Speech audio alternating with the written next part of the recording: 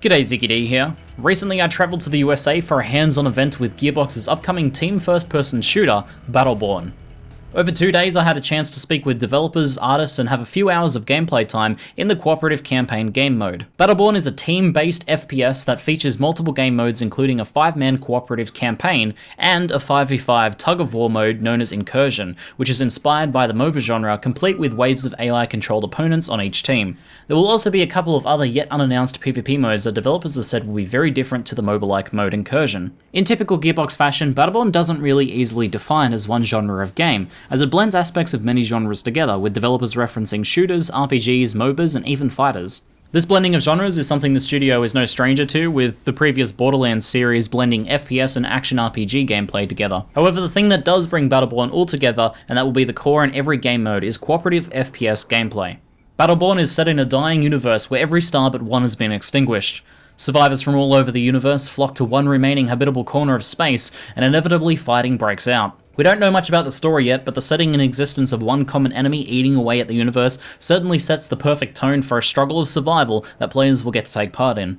The mode I had a chance to spend quite a bit of time playing was the 5-player cooperative campaign mode. Myself and 4 other players each picked a hero of our own choice from a roster of different heroes, and they were then placed inside of a story-based campaign mission where we had to fight our way into a guarded facility, activate a giant spider robot, and protect it as it cleaved a path deeper into enemy territory, where we were faced with a final confrontation. The mission had us work together to fight AI enemies of different sizes and threats. Some simple waves of small enemies to be blowed up without AoE abilities, and some tougher champions and various mini-boss encounters as well. As we fought enemies, golden crystal shards dropped that we could spend as currency to upgrade the giant robot with shields or weapons, and we could also spend the currency on upgrading turrets at our final standoff confrontation at the end of the mission. The crystal use in this mission was not particularly strategic, but it hints at a system that might be used in other game modes, especially in the PvP MoBA-like mode Incursion, where such a currency system could be used for much more interesting purposes. As we fought through the mission, our heroes also leveled up, and each level we had a choice between 2 different talents that either modified our abilities or provided passive bonuses. Some of these talents were pretty straightforward, upgrades to range, damage, or area of effect of various skills, while others modified how the actual abilities function, providing utility or even setting up interesting skill combos. In addition to this individual hero level up system that happens in each match or mission, the developers have also said that there's going to be an overall count leveling system as well. I asked Vice President Steve Gibson about this system, and he had this to say.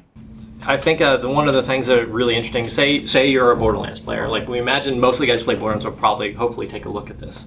Yeah. I think that one of the things that Borderlands players kind of regret when they play Borderlands is they didn't get to experience all the character classes to the largest degree. What would happen is, say I'm playing Borderlands 2, I'm 20 hours in, I have a Maya that's like level 40, and I get to this particular point in the story, I'm like, man, I wish I was Axton for this.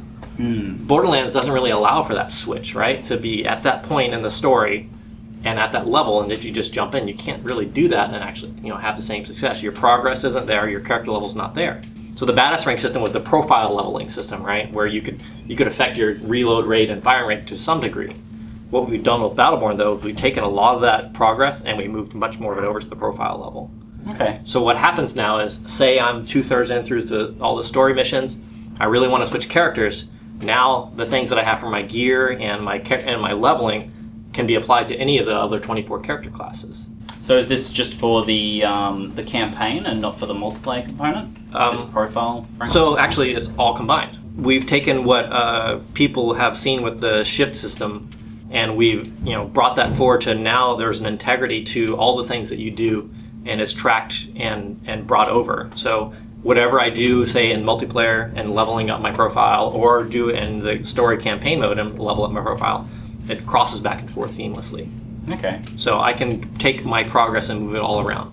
Overall, the campaign mission we demoed was far too easy, and some of the strategy, team play, and skill we otherwise might have had to use was unnecessary. Though I do suspect that this was made intentionally easy because it had to be tailored to journalists and other people who might have had trouble with FPSs. Since it was a pretty easy and non-stressful testing environment though, I did have a chance to really play around with 6 of the heroes and look at their level up talents and abilities in some detail. I could tell from their kits that some of their potential could not be recognized from co-op PvE gameplay. A lot of their skills and talents could have some very clever use in PvP, where you can play mind games with other players and use mobility of some heroes to their full potential. One example of this that I noticed was Caldaris, whose design is a jetpack-equipped assault frame with some very clear anime inspirations. Calderas has low damage with his assault pistol at range, but high damage in melee. He has at his disposal a charge attack with the ability to double jump and fly up in a short burst. Later you can also use a talent to make his charge attack reload his auto pistol. All of this mobility coupled with some of the talents I saw means that you can chip away at another player from range, charge in for a quick melee attack, and then finish them off with your automatically reloaded pistol as they flee. However, in PvE, most of Calderas' mobility and combo potential like this is unrealized, at least in the easy demo we played. The look of the game seems to be getting a bit of a mixed reception. Some of the other testers said that they loved it, and others said that it didn't really stand out in any way. I felt like it lacked some polish and was a bit messy in places, however I think the character design team did a great job. Although the theme or style of the heroes can feel a little generic at times and it lacks some of the charm of the Borderlands universe characters, the silhouettes of the heroes are masterfully designed. In any sort of class or hero-based competitive game, you need to be able to instantly recognize who you are fighting against, and from the first-person shooter perspective this can be harder than usual. From Thorn's oversized prickly bow to the floating swords of Phoebe and the crossed blades of Wrath, the heroes in Battleborn are instantly recognizable. Gearbox has a good base to build on here, and with a bit more polish and loving attention to the flavour of the locations we visit, then we could have a pretty charming world to play in with Battleborn. One thing that seems to jump out to a lot of people is that Battleborn is a mess of different inspiration, designs, and themes.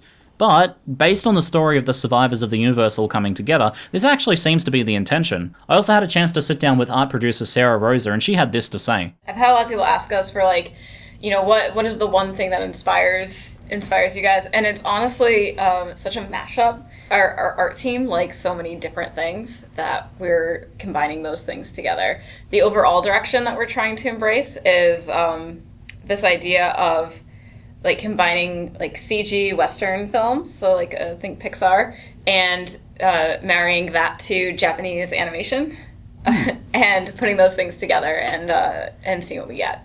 This idea of a mashup is perfect for a game that is essentially a mashup of genres as well. Yeah.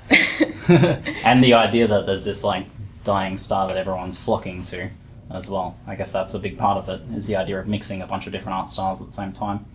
Yeah, it's getting to mix all these different inspirations and things. So you even just in the demo that you played today, in that demo you see the moon bliss, and it's very snowy, and there's all these rocks and temple-y bits on it.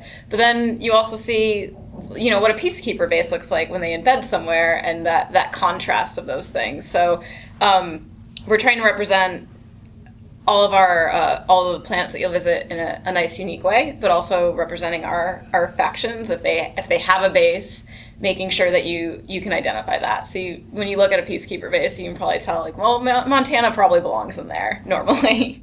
Overall, in the demo we played, I didn't actually have a ton of fun with Battleborn. It was way, way, way too easy, and for player versus AI to be engaging for me personally, especially in a cooperative environment, it needs to be very challenging, forcing us to work together, use our skills, and really think about how we approach things. However, I am intrigued by the game, and some of the things I saw hinted at potential for multiplayer to be quite engaging. And perhaps the campaign too, if they can get the difficulty right. Gearbox might have the beginnings of something interesting here with Battleborn. The blending of many different ingredients together, coupled with what they have learned from the Borderlands series, could either be a disaster or it could be something delicious we've never tasted before. At the very least, I recommend keeping an open mind to the game before simply writing it off as Gearbox's attempt to jump on the MOBA bandwagon. If you're interested in learning some more about Battleborn, make sure you subscribe to my channel. I have a ton more footage and heaps more information to share, so I'll be able to do that with you guys over the next couple of days. That's it for now, I'm ZiggyD, and thanks for watching.